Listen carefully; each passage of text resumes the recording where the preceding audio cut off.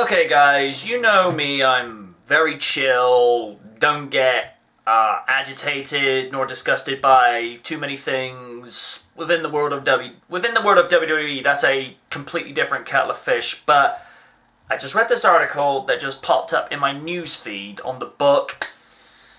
Well, I'm going to give you a quick cap of what the actual article was, and then you can judge for yourself.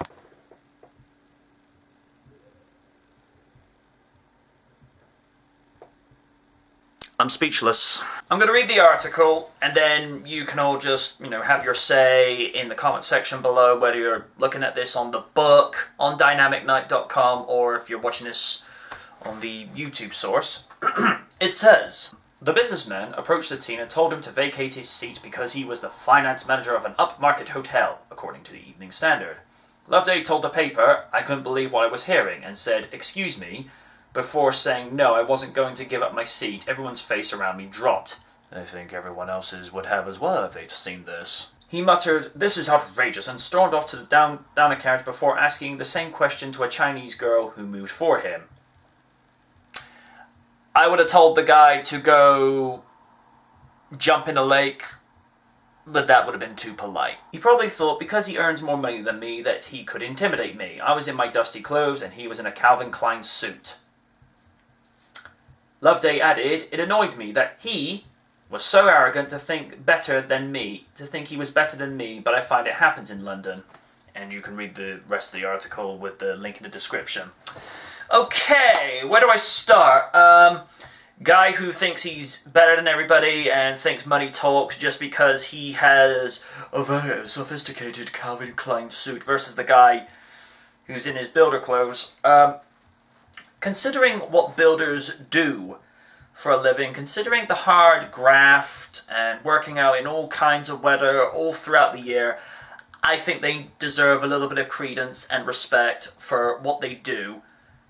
And furthermore, if the guy that was on the tube taking the ride home, why wasn't he going home in a ride that he could own? Like, I don't know, an Audi A4, a Bentley, if he could afford it, or heck, just any car that says, look at me, I have a lot of money,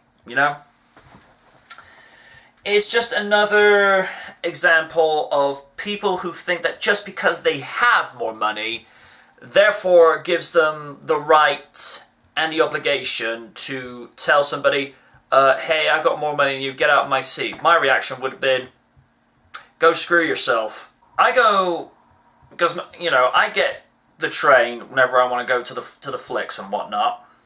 If I see a seat that is not available to me, I go look for the next one, because I'm not going to go be an a-hole and tell somebody to get up just because I've got, more stroke or, more of an influence than people, because 1, I'm not a douchebag, 2, that ain't the way I roll, and 3, saying that kind of thing to anyone is most likely to get your ass kicked.